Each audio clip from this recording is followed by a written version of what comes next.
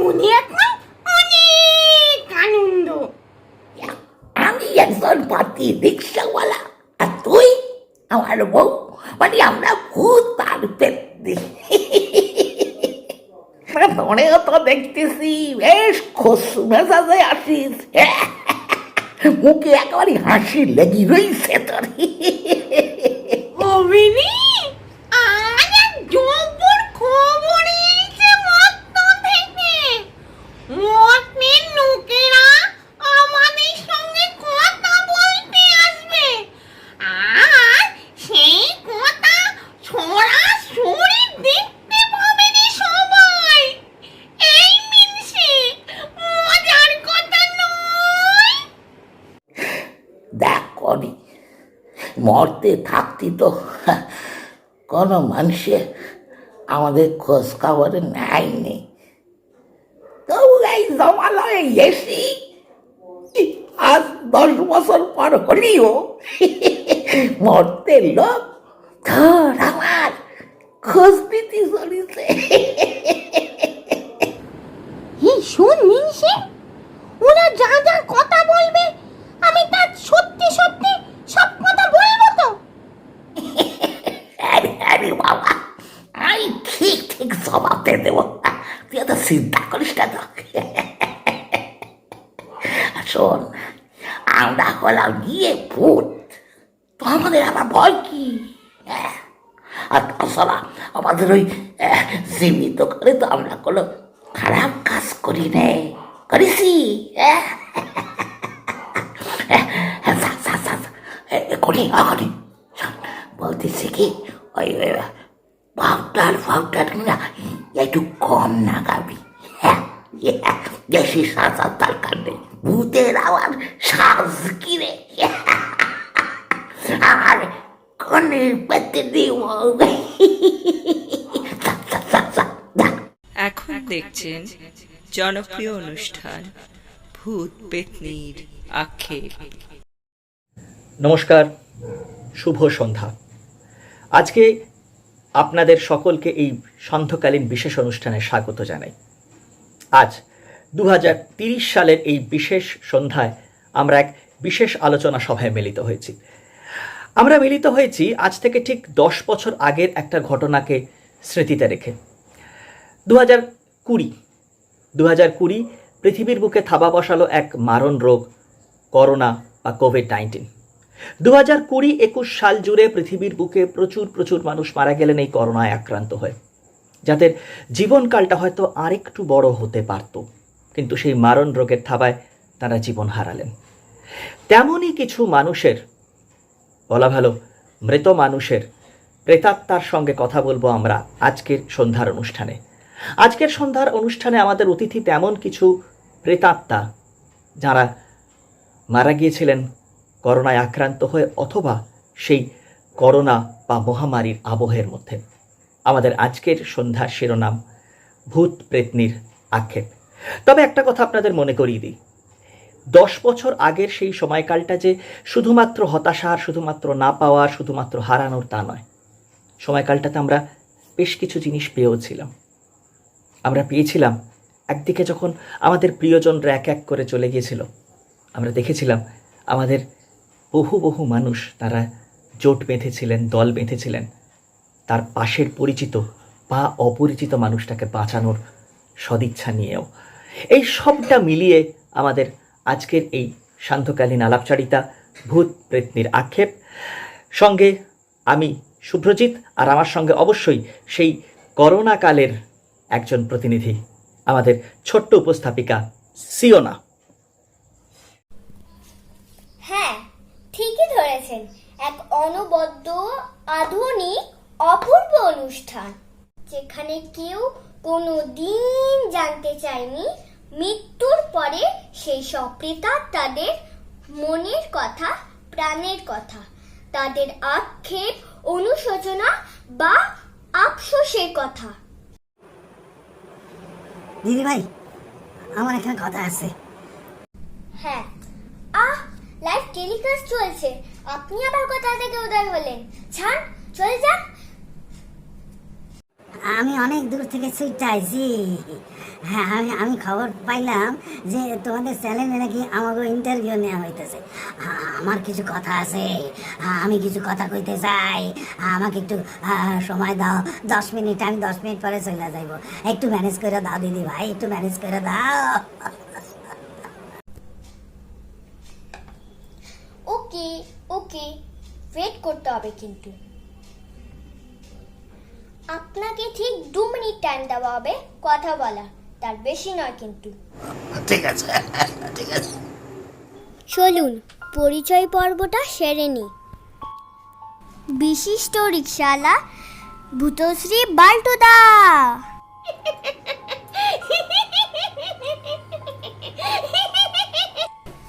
বাল্টুদা স্ত্রী পেতনি শ্রীমতী কণিকা। কলকাতার বিখ্যাত স্বনামধন্য ডাক্তার অলোক বাসু স্ত্রী পরমা ভূতনি। নমস্কার। সর্বকনিষ্ঠা পেতনি শ্রী শ্রেয়া অশরীরী। Hello everyone. বনেদি বাড়ির রাজনন্দিনী প্রেতাত্মা প্রিয়া মিস ব্যানার্জি। দুর্ঘটনাজনিত দুখাত্তা দুর্যোগ দুবে। ফেমাস কেরেলিয়ান বিজনেসম্যান ভূতরত্ন মিস্টার পিল্লাপুর্তি মুরলীধরন রঙ্গনাথন। অনাহুত অতিথি কৃপন কুমার ভূত শর্মন মিস্টার শর্মা। শুরু করছি জনপ্রিয় অনুষ্ঠান ভূত পেতনির আক্ষেপ। আমি প্রথমেই আমাদের আজকের প্রথম অতিথি ভূত শ্রীমান শ্রী বাল্টুদার কাছে জানতে চাইব, বাল্টুদা, এই যে প্রায় একটা গোটা দশক আপনি এভাবে জমালয়ে বিচরণ করলেন, তা আপনার এই জমালয়ে বিচরণ করার অভিজ্ঞতাটা কেমন? মানে আপনি কি এভাবে এখানে থাকতে খুশি? তা খুশি হবনি, হ্যাঁ, কি সে বলেন না। দেখেন, মর্তি থাকতি সারাদিন খাটনি খেটে রিক্সা চালয়ে মোটামুটি শরীর যেত, বুঝলেন। হ্যাঁ, কিন্তু তারপরে হঠাৎ করে এই টোটো চলিয়ে এলো বাজারে, ব্যাস তখন তো রোজগার অর্ধেক হয়ে গেল। হ্যাঁ, তাও কোনো মতোই ডাল চাল আলু এসব জুটোয় নিতাম, কিন্তু তাও ধামে সইল না গো। তারপরে কি রোগ এলো, করুণা, সবাই নাকি পড়ি যাচ্ছে। তো সরকারও তখন ঘোষণা করলো সে লকডাউন। ব্যাস, ওই টোটো যতক্ষণ চলতো ততক্ষণ তো রিক্সা কেউ উঠতো না, সবাই সুবিধে চায়। ওই রাত্রি 9টার পরে টোটো বন্ধ করি, আমাদের মতো রিক্সাওয়ালারা 2 পয়সা রোজগার করতো। তাই করোনার জন্য লকডাউনে সেটাও চলে গেল, পেটে পুরো তালা পড়ে গেল। তো একদিন রাতের বেলায়, বুঝলেন, বুকের মধ্যে খুব যন্ত্রণা হতে লাগলো, শ্বাসকষ্ট হচ্ছি, ব্যাস আর কি। ওই কিছু বোঝার আগে বাবার আগেই স্যাট, কি বুঝলেন না? মানে মরি স্যাট করি এখানে চলে এলাম। তা এখানে আপনার কি থাকতে ভালো লাগছে? না, সে কি বলবো বাবু, প্রথম না ভালো লাগতো না। সবাই আসছে না এখানে, কারোর সঙ্গে কথা বলতে পারছি না। তো কি করি, তো ভগবানকে একদিন প্রার্থনা করলাম, বুঝলেন। বললাম যে, দেখো ঠাকুর, বেশি থাকতে তো কোনো অন্যায় কাজ করিনি, তাহলে আমাকে এত বড় শাস্তি দিতেছ কেন? তুমি দয়া করো। দেখো বউটা ওখানে একা বড় কষ্ট পাচ্ছে, খেতে পাচ্ছে না। তুমি দয়া করি আমার কাছে পাঠাইয়ে দাও। আমার কাছে তো আমি কোনোদিন কিছু চাইনি জীবিত কালে। আজ এই মরে যাবার পর শুধু আমার বউটার একটু আমার কাছে চাইছি, দয়া করো প্রভু। ভগবান আমার কথা দেখিছে, ওরে বউটারে ওর কাছে পাঠায় দিল। এখন আমি এই সমালয়ে বসে পাচ্ছি, তা জীবনে আর কি চাই বলে? তার মানে আমরা বুঝলাম যে এইভাবে জমালয়ে থাকতে আমাদের ভূত শ্রীমান মাল্টুদার কোনো অসুবিধা হচ্ছে না। বেশ ভালো কথা। আপনাকে অসংখ্য ধন্যবাদ মাল্টুদা আমাদের সঙ্গে এভাবে উপস্থিত হওয়ার জন্য। আপনাকে আরেকটা অনুরোধ করব, আপনার স্ত্রী পেতনিশ্রী কণিকার সঙ্গে যদি আমাদেরকে একটু ইন্ট্রোডিউস করে দেন। নিশ্চয় নিশ্চয়, এখনই আমার বউটারে মানে পেতনি কনিতে পাঠাই দিচ্ছে। ও বাবা, ডাকতে হবে না। এই দেখেন কেমন সেজি গুজি তৈরি হয়ে এসেছে। আপনার নাম আর কিভাবে আপনার মৃত্যু হলো সেটা যদি আমাদেরকে একটু বলেন। আমি হলাম পেতনিশ্রী কানু, মানে কণিকা। উনি যখন মারা গেল তখন না আমার আর কিচ্ছু ভালো লাগলো না। আমি আমি ঘর থেকে বেরোলেই না লোকে আমাকে কেমন কেমন করে ডাকাতো, আমাকে দুধ চাই করতো। আমার কিচ্ছু ভালো লাগলো না, আমায় কেউ খেতেও দিত না। আমি কাঁদতাম কোণে, ঘরের কোণে কোনোটায় পড়ে থাকতাম। আর ঠাকুরকে বলতাম, ঠাকুর আমায় নিয়ে যাও, ওই মিনসের কাছে আমায় নিয়ে যাও। ঠাকুর শুনলে আমার কথা, আমার চোখের মধ্যে কি যেন হলো, আর চোখ না বুঝে গেল। আমি আর কিছু দেখতে পেতাম না, শরীরটা খারাপ হতে শুরু করলো। তারপরে খারাপ হতে হতে হতে হতে আর কিছু বুঝতে পারলুম না। হঠাৎ করে দেখি চোখের কোনো কষ্ট নেই, চোখটা খুলেই নাকি আমি আমার মিনসের কাছে বসে আছি। পরে মিনসে আমায় বলল যে তার চোখের মধ্যে কি কালো ছাতা হয়েছিল, তার জন্যই আমি আমার মিনসের কাছে আসতে পেরেছি। এখন আমি আর আমার মিনসে একসাথে থাকি, আমার কোনো দুঃখ নেই। তার মানে বোঝা গেল যে মর্তে অর্থাৎ পৃথিবীতে এনারা বেশ কষ্টেই ছিলেন, কিন্তু জমালয়ে এসে এনাদের কোনো আক্ষেপ নেই। আমার শেষ প্রশ্ন, যদি আপনাদের পুনর্জন্ম হয় তাহলে এইখানে মানে এই জমালয়ে আপনাদের শেষ ইচ্ছা কি? দেখেন, আমরা এখান থেকে আর কোথাও যেতে চাই না। কি বলিস কনি? হ্যাঁ, বেশ। আচ্ছা, বল্টুদার জন্য কোনো স্পেশাল মেসেজ জানাতে চান? আছে তো, বলবার একটা কথা আছে, বলবো? তুমি যে আমার আগা মিনসে, তুমি যে আমার। অশেষ ধন্যবাদ কণিকাদিকে। মৃত্যুর পরে তার অনেক না বলা কথা আমরা জানতে পারলাম তার কাছ থেকে। অসংখ্য ধন্যবাদ দিদি। আমরা এবার চলে আসব সল্টনেক নিবাসী বিশিষ্ট চিকিৎসক ডক্টর অলোক বসুর স্ত্রী পেতনিশ্রী পরমার কাছে। আচ্ছা পরমা, প্রথমেই জানতে চাইব যে আমাদের এখানে এসে আপনার কেমন লাগছে? ভীষণ ভালো, মানে কি বলবো, এই যে আমাদের মতো এইসব ভূত পেতনিদের কথা বলার জন্য আপনারা যে মাধ্যম প্রোভাইড করছেন তার জন্য আমরা so grateful, so thankful. Parmar কাছে আমরা জানতে চাইব তার মৃত্যুর কাহিনী। পরমা, একটু জিস্ট করে বলবেন প্লিজ। ওকে দাদা, 2021 সালে কোভিড-19 যখন আমার শরীরে প্রবেশ করলো, তখন আমার পতিদেব মানে স্বনামধন্য ডক্টর আমাকে বাপের বাড়ি চলে যাবার উপদেশ দেন। কেন বলুন তো?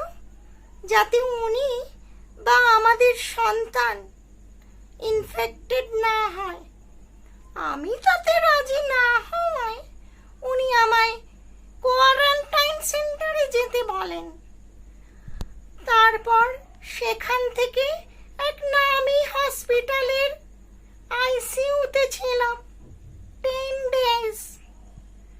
কিন্তু যে মুহূর্তে আমার অক্সিজেনের দরকার ছিল, তখন রুমে একজনও অ্যাটেন্ডেন্ট ছিল না, যার জন্য শ্বাসকষ্ট পেয়ে আমি মারা গেলাম। সে কি?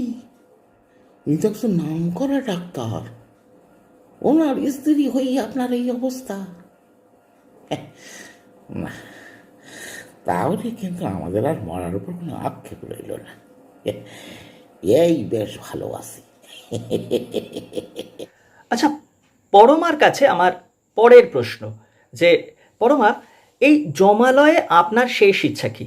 মানে এই সময়টা তো আপনারা ট্রানজিশনে আছেন, যে কোনো মুহূর্তে আপনাদের পুনর্জন্ম হতে পারে। তাহলে সেই পুনর্জন্মের ক্ষেত্রে এই জমালয়ে আপনার শেষ ইচ্ছা কি? আমার যদি আবার পুনর্জন্ম হয়, তাহলে আমি আর কোনো রিচ ফ্যামিলি বিলং করতে চাই না। Thank you Mrs Basu. এবার আমরা চলে আসছি আমাদের আজকের সর্বকনিষ্ঠ অতিথি পেতনিশ্রী শ্রেয়াশ্রীর কাছে। আচ্ছা শ্রেয়াশ্রী, তুমি এত ছোট বয়সে এখানে কিভাবে? আমার বয়স ছিল তখন মাত্র 17 ইয়ার্স। আমি ছিলাম 1 নম্বরের বখাটে ফাঁকিবাজ মেয়ে, পড়াশোনা করতাম না তো। তাই 2020 এইচএস এক্সামের আগে মা বাবা টিচার্সদের বকুনির ভয় ব্যাস সুইসাইড করলাম গলায় দড়ি দিয়ে। ছি, এরকম কেউ করে? বাচ্চা মেয়ে। দেখো, পরীক্ষায় পাশ ফেল জেতা হারা এগুলো তো জীবনের অংশ, এগুলো জীবনের স্বাভাবিক অঙ্গ। এই কাজটা কিন্তু তোমার মোটেও উচিত হয়নি শ্রেয়া। আচ্ছা যাই হোক শ্রেয়া, তুমি আমাকে বলো, এই যে এরমভাবে হঠাৎ করে তোমার জীবনটা শেষ হয়ে গেল, এটা নিয়ে তোমার কোথাও আফসোস হয়?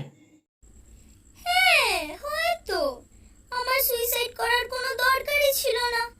এমনিতেই 2020 সালে সব বাজে স্টুডেন্টরা ব্রিলিয়ান্ট মার্কস পেয়ে বেরিয়ে গেল, আর এক্সামটাও হলো না, এক্সামটাও বাতিল হয়ে গেল। আর আমি এখানে বসে মর্তের নিউজ দেখে হাত কামড়াতে লাগলাম। ইস, কি ভুলটাই না করলাম। ওকে ওকে বোন, দুঃখ করো না। এবার আমরা চলে আসবো আমাদের পরবর্তী অতিথি মিসেস প্রিয়া ব্যানার্জির কাছে। মানে আমার আফসোসটা হলো, গত 7 ইয়ার্স ধরে আমি ক্যান্সারের পেশেন্ট হওয়া সত্ত্বেও শুধুমাত্র কোভিডে আমার মৃত্যু হয়নি বলে আমি আমার যোগ্য সম্মানটুকু পেলাম না।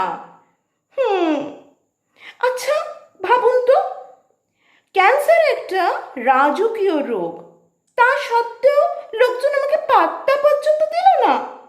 ইভেন ডাক্তাররাও বললেন বাড়িতে থাকুন, এমনিতেও তো মরবেন। আবার হসপিটালে গেলে আবার ইনফেকশনের ভয়, তো আমি বাড়িতেই মরলুম। কিন্তু শুধুমাত্র কোভিডে মৃত্যু হয়নি বলে আমার এরকম এক রাজকীয় ব্যাধিতে মানুষ সহজেই অবহেলা করলো। ভাবুন ভাবুন আমার পরিস্থিতিটা, শুধু ভাবুন প্লিজ প্লিজ। আমাদের পরবর্তী অপদেবতা দুঃখত্তা দুর্যোগ দুবে। শুরু করুন আপনার অভিযোগ। নমস্কার, আমি একজন সমাজকর্মী। আজকে আপনাদের এই অনুষ্ঠানে আসতে পেরে আমি সত্যিই অভিভূত। আপনারা আজকে আমাকে জানতে চেয়েছেন যে আমার মৃত্যু নিয়ে কোনো অভিযোগ আছে কিনা।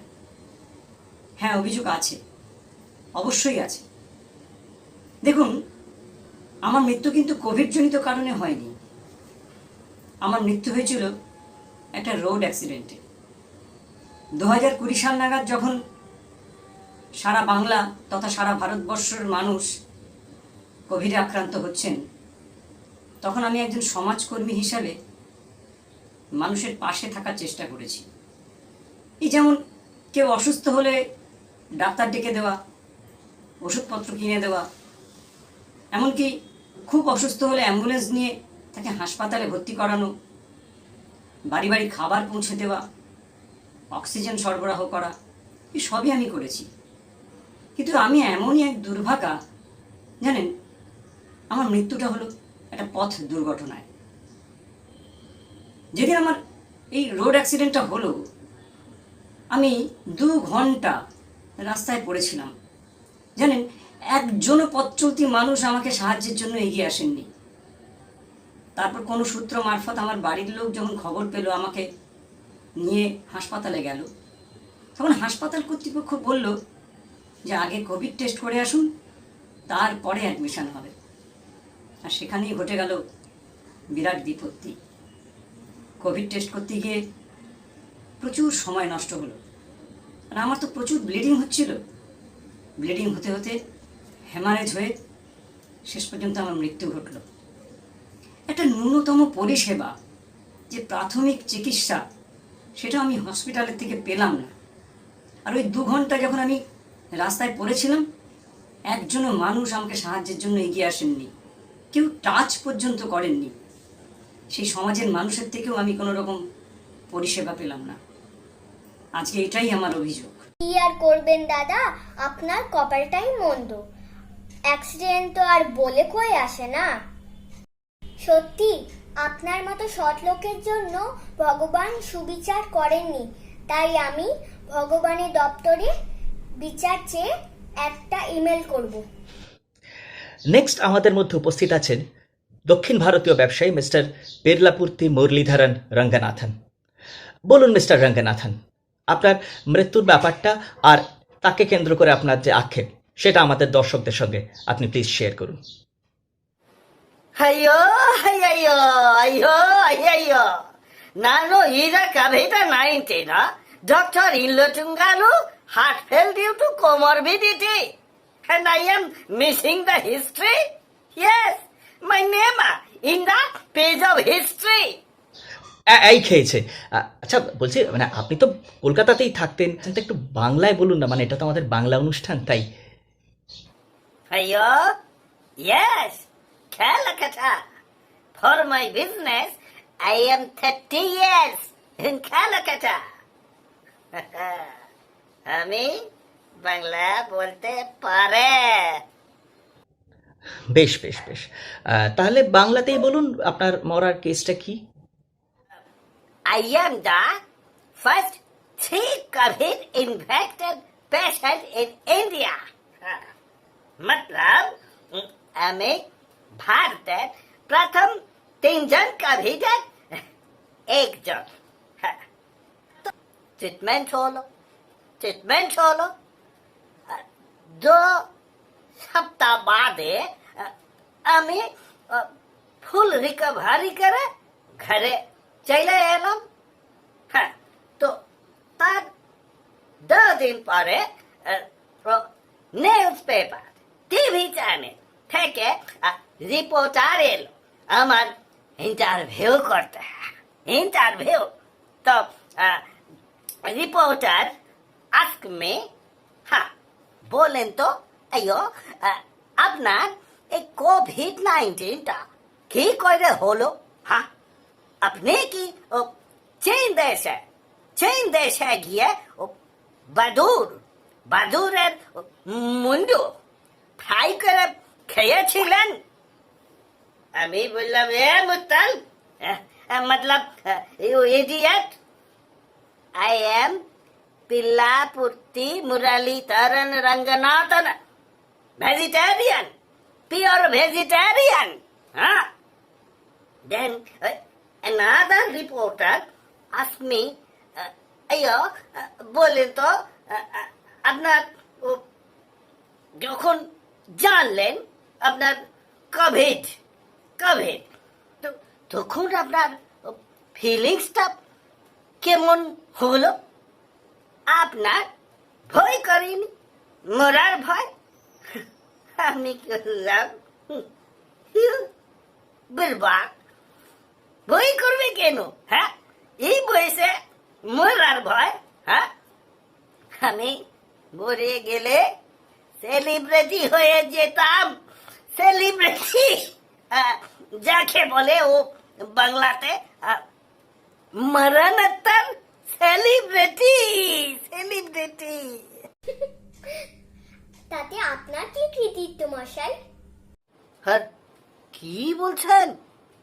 আমার কোন কৃতিত্ব নেই? হ্যাঁ, নেই কৃতিত্ব?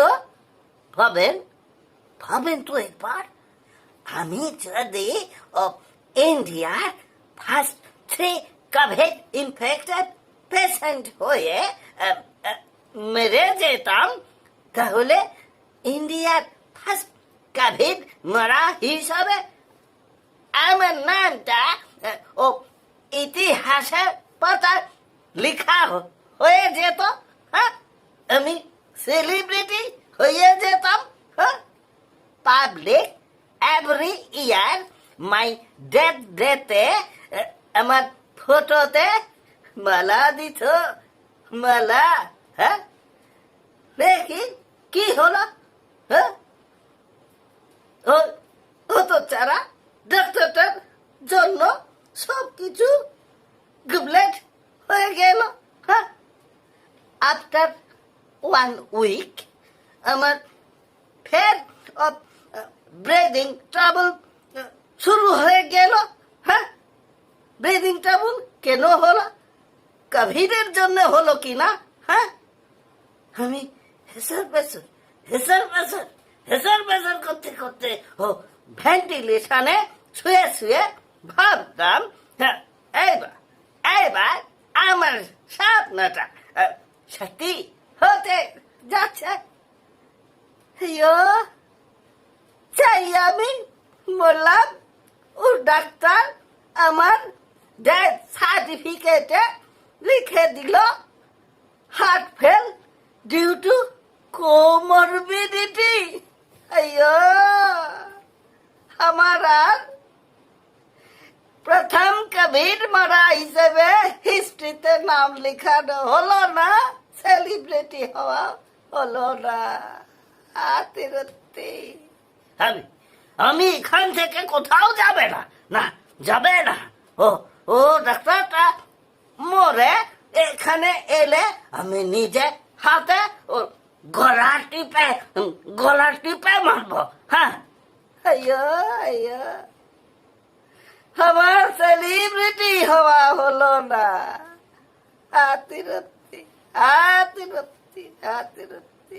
আমাদের অনুষ্ঠান প্রায় শেষের মুখে। আমাদের সব শেষে রয়েছেন একজন অনাহুত অতিথি, মিস্টার শর্মা। নিন, আপনার কাহিনীটা শুরু করুন। শুনুন, একটু সংক্ষেপে বলবেন। হ্যাঁ, আমাদের সময় প্রায় শেষ হয়ে এসছে। মানে কথা বিশেষ কিছু না, মানে আমি খুব একটা নামজাদা অসুখে আমি মরি নাই। আমার ওই সামান্য একটা ছোটো মোটো কোনো রোগ হয়েছিল, মানে জাস্ট পড়লাম আর মরলাম, এমন কিছু নয়। আমার আরেকটা কথা হয়েছে, সেটা হলো যে এইখানে যতজন মৃত ব্যক্তি আছে তার মধ্যে আমি কিন্তু খুব ছোট, মানে সবে টাটকা মরছি, কালকে মরছি। এইখানে যত মৃত ব্যক্তি আছে তাদের মধ্যে আমি হলাম ইয়ংগেস্ট, মানে বয়োকনিষ্ঠ। বেশ বেশ, 2 মিনিটে সংক্ষেপে বলে ফেলুন তো আপনার আক্ষেপটা। আমি সেটা বলি যে আমার কিন্তু আমি রোজগার প্রচুর করছি জীবনে, আমি প্রচুর রোজগার করে গেছি, প্রচুর টাকা, প্রচুর ব্যাংক ব্যালেন্স, প্রচুর শেয়ার কিনছি, অনেক কিছু রোজগার করছি, কিন্তু কোনোদিন কোনো খরচা করি না। আমি নিজেকে মনে করতাম আমি খুব সঞ্চয়ী, কিন্তু আসলে লোকে আমার একটু দুর্নাম দিত, আমার কিপটা কইয়া ডাকতো। আমার ছেলের পুত্রবধূ, নাতি নাতনি এরা সব ক্যালিফোর্নিয়ায় থাকে। ওরা আইব না, ওরা এই পৃথিবীতে মানে এই পৃথিবীতে বহাল তবিয়তে অন্য দেশে আছে, ওরাই আমার দেশে আইব না। আমার টাকা প্রতি ওদের কোনো লোভ নাই, কিন্তু আমি যে টাকাগুলো জমায়া গেছি এগুলোর সদ্গতি হইব না তো। এই জন্যই আমি তোমাদের চ্যানেলের মাধ্যমে কিছু কইতে চাই যে আমার টাকাগুলো ঠিক মতো একটা সদ্গতি হওয়া দরকার। আসলে কি জানো তো, ব্যাংকে যা আছে, শেয়ার মার্কেটে যা আছে, কিন্তু আমি তো টাকা অনেক জায়গায় রাখছি, আমি তো অনেক জায়গায় টাকা রাখছি জানো, কোথায় কোথায় কেউ খুঁজতে পাইব না।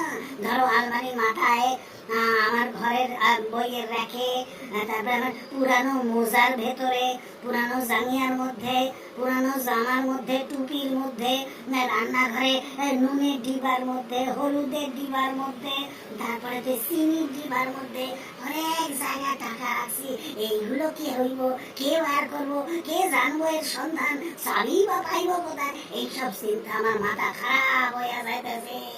আরে মশাই, আজব তো, নিজেও কোনদিন সম্পত্তি ভোগ করতে পারলেন না, আর কাউকে ভোগ করতেও দিলেন না, এমনকি মৃত্যুর আগে কাউকে জানাতেও পারলেন না।